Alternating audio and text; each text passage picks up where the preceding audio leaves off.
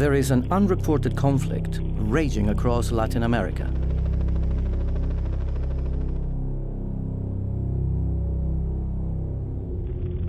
From Brazil to Uruguay, Paraguay and Argentina, vast swathes of forest are being destroyed and people are being forced from their land.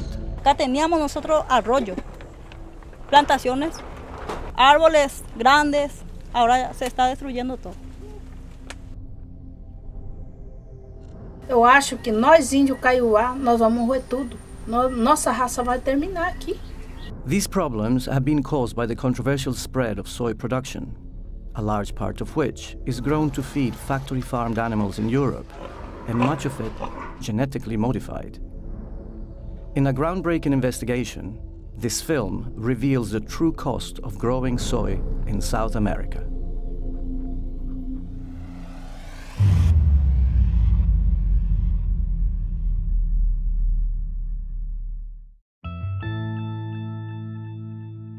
In Paraguay alone, over 2.6 million hectares of land are used to grow soya, and the effect of this on local communities has been devastating.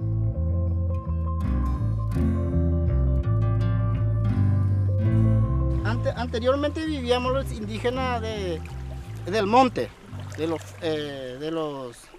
todos los montes, los bichos, los frutas, y ahora termina porque ya ve usted que acá nos rodea ya estancia. Y eso es una invasión, en vez de reforestar, ellos vienen a fundir las cosas naturales como a estos bosques. Este es el principal arroyo que cruza aquí en nuestra comunidad. Este se llama arroyo Sauyú. Y acá cuando venena ahí, vino todo lo veneno cuando llueve. Y este está podrido, este agua, a través de estas plantaciones de soja. Most of the soya grown in Latin America is exported to Europe and Asia. Much of it is genetically modified and produced by the biotechnology multinational Monsanto. Contrary to the claims of companies that produce genetically modified crops, strong evidence now shows a massive increase in the use of pesticides with the planting of these crops. Hoy día, todos esos ríos, todas esas grandes fuentes de agua en lo que fueron estos bosques y que ahora son sojales, están muertos, están envenenados principalmente por el uso intensivo de agrotóxicos. Al mismo tiempo, las comunidades indígenas que habitaban estas selvas milenariamente, principalmente el pueblo Mbá guaraní, que es el pueblo que habita mayoritariamente esa zona de la selva atlántica, fue desplazado. Getúlio de Oliveira is a member of the Kaiowá people. Então, com o veneno de estragar cada vez mais forte, veneno cada vez mais dificuldade. Então, isso é nosso sofrimento aqui. E não tem como pra gente também, a mata também, que protege o nosso solo também, né? Não tem mais mata, tem só. Não tem aonde a água cada vez vai sumindo, né? Se não tem nada, a criança passa mal. A criança sente fome, tem tempo sem comida, né? E é onde o pai, a mãe, a gente vai na cidade procurar o recurso, ele fala, não, o índio está procurando lixo para comer. Não é isso que nós pensamos, nós estamos procurando comida. E eles falam, aquele que tem, eles falam que nós estamos procurando lixo ainda. Não é, talvez, como não tem espaço mesmo, nós não podemos fazer nada. Experts claim that the rapid spread of soya farming has given rise to a new breed of brutal and intimidatory tactics by the soy industry. Land is being transferred from indigenous peoples and small farmers to large landowners and agribusiness, reducing the availability of staple crops and taking away from local communities any control of growing their own food crops. Community groups estimate that 90,000 families in Paraguay are forced to move away from their ancestral lands every year to make way for soy plantations. La pérdida de soberanía alimentaria es quizás el impacto más inmediato que se tiene sobre la mayoría de las familias pobres que debieron salirse del campo y venir a las ciudades, a las que nosotros los llamamos desplazados internos. La forma más horrible, digamos, sea la de las fumigaciones aéreas y con estos grandes tractores, digamos. Cuando una comunidad se resiste a vender su tierra, o cuando una familia, peor aún, se resiste a vender su tierra, todos sus alrededores son fumigados, ya sea con el glifosato, el Roundup, o con el paraquat.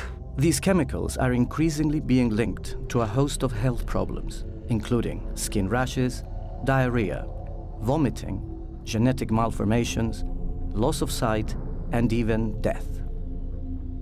Se estima que son aproximadamente unos 20 millones de litros de agrotóxicos potentes que son arrojados en la región oriental del país cada año, 20 millones de litros, con la consiguiente contaminación de todo lo que encuentre, la muerte de fauna y flora local, nativa, abejas, animales domésticos, cultivos de autoconsumo se ven afectados por el herbicida, y todo esto va atentando contra la posibilidad de arraigo que pueda tener una familia en esas comunidades. Petrona Villas-Boas knows the dangers of living close to soya farms all too well. In 2003, her son, Silvino Talavera, was sprayed with chemicals as he cycled back from the village. Después vino el doctor, 8:30 por ahí, y miraba a Silvino y le dije, señora, ¿qué pasó en su hijo? Su hijo está totalmente envenenado, su hijo totalmente tenía unos tóxicos altamente peligrosos. Ahí yo ya metí mi cabeza y lloraba, desesperada ahí, y ya no podía caminar más, ¿verdad? Y grande es mi hijo. Y después, ¿qué pasó? Mi hijo está totalmente paralizado ya. Y a las 3 ya Silvino ya murió, ya no podía. The Supreme Court in Paraguay sentenced the two farmers to 2 years in jail for the death of Silvino, but community workers say that they are unlikely to serve their sentence. Almost all of the soya grown in Latin America is controlled by a handful of multinational companies such as Monsanto, Bunge, ADM, and Cargill. Even as hunger and food insecurity rises, these companies are making ever-increasing profits with the sale of patented seeds, pesticides, and fertilizers. Much of the soy is sent to Europe, where it's used as a cheap and protein-rich animal feed in factory farms across the continent. Most consumers in Europe are unaware that the meat and dairy products that they eat are made from animals that have been fed on genetically engineered soya, or that this soya has been grown on deforested land that has displaced thousands of local communities. The widespread deforestation of Latin America to feed European farm animals has huge implications for climate change as well.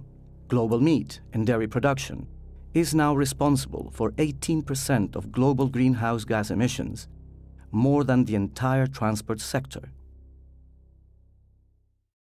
There is a solution, however, and it is much closer to home.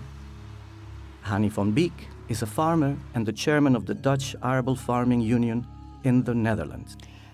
Op dit moment is het zo dat de soja die naar Europa wordt geïmporteerd, die is zo goedkoop dat Europese boeren daar niet tegen kunnen concurreren. Dat komt omdat die productie ten koste gaat van het milieu en van de mensen in Zuid-Amerika. Europe must stop its reliance on damaging soy. It must support farming in South America that produces food for its own people rather than for animals in Europe. European producers should also be encouraged to farm in a way that does not damage the environment and communities overseas.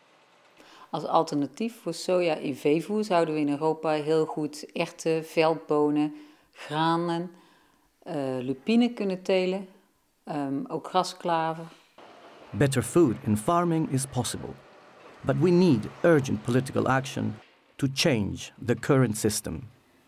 At the moment, Factory farming of meat and dairy in Europe is not benefiting people or the environment. We need to stop factory farming our meat and dairy and use homegrown feeds and more extensive farming.